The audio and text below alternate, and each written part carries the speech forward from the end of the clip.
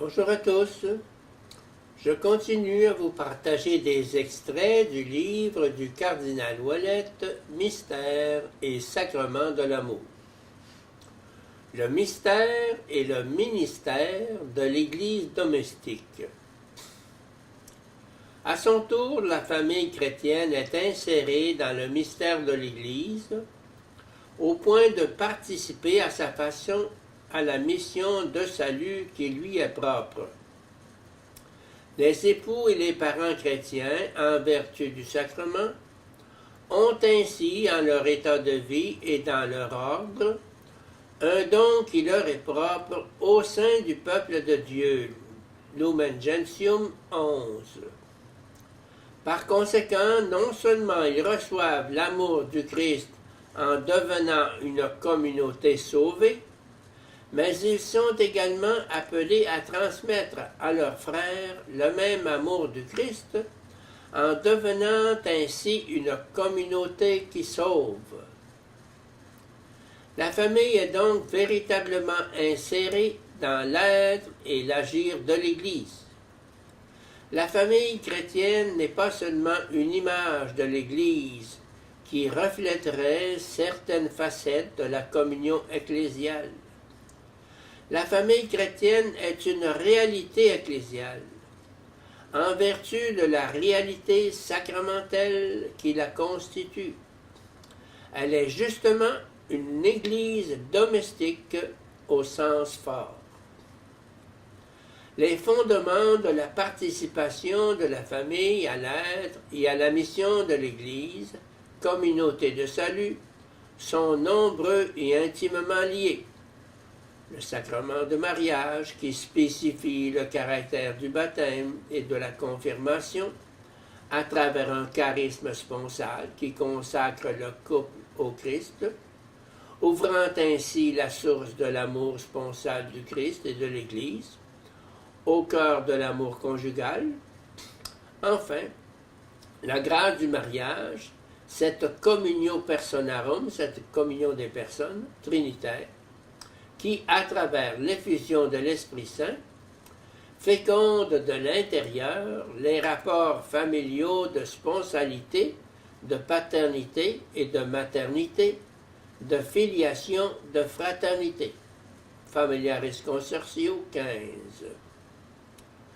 La famille proclame que la communion d'amour d'un couple de baptisés constitue une révélation et une réalisation vivifiante de la communion éternelle du Père et du Fils dans l'Esprit.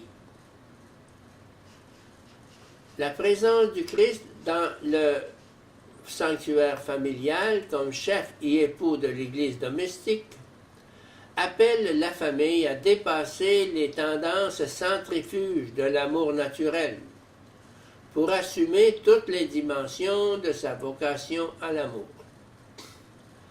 Mais c'est justement ce cercle clos que la grâce sacramentelle du mariage fait éclater.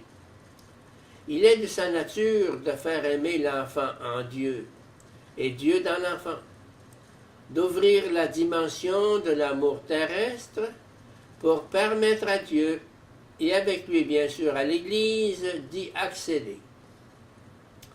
Familiaris Consortio présente amplement les dimensions de la mission de la famille, de garder, de révéler et de communiquer l'amour, reflet vivant et participation réelle de l'amour de Dieu pour l'humanité et de l'amour du Christ Seigneur pour l'Église, son épouse. Familiaris Consortio 17. L'Église domestique est icône de la Trinité, ou bien Sacramentum Trinitatis.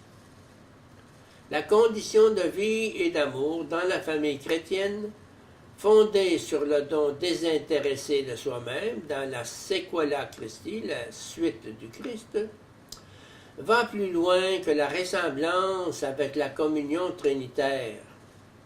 Elle sacramentalise le don des personnes divines au monde dans le Christ. Elle participe et donne accès à l'échange entre les personnes divines dans l'Esprit Saint. Sous les espèces de la fidélité des époux, de leur unité et fécondité, s'accomplit un mystère d'alliance, l'alliance de la Trinité et de la famille, Église domestique. Conclusion. Pour cultiver cette spiritualité, il est nécessaire de contempler sans cesse le Christ époux, qui s'abaisse par amour pour épouser eucharistiquement l'humanité déchue, la purifier, la sanctifier, et la conduire au Père comme une épouse sainte et immaculée, en vue des noces eschatologiques dans l'esprit d'amour. Le couple chrétien, uni dans la foi, participe à cet événement éternel de l'amour qui se fait chair. Il se trouve immergé dans la source qui jaillit du cœur transpercé du Christ, avec Marie et Jean au pied de la croix. Il en reçoit des grâces innombrables de fidélité et de fécondité pour diffuser la gloire de Dieu dans l'Église et dans le monde.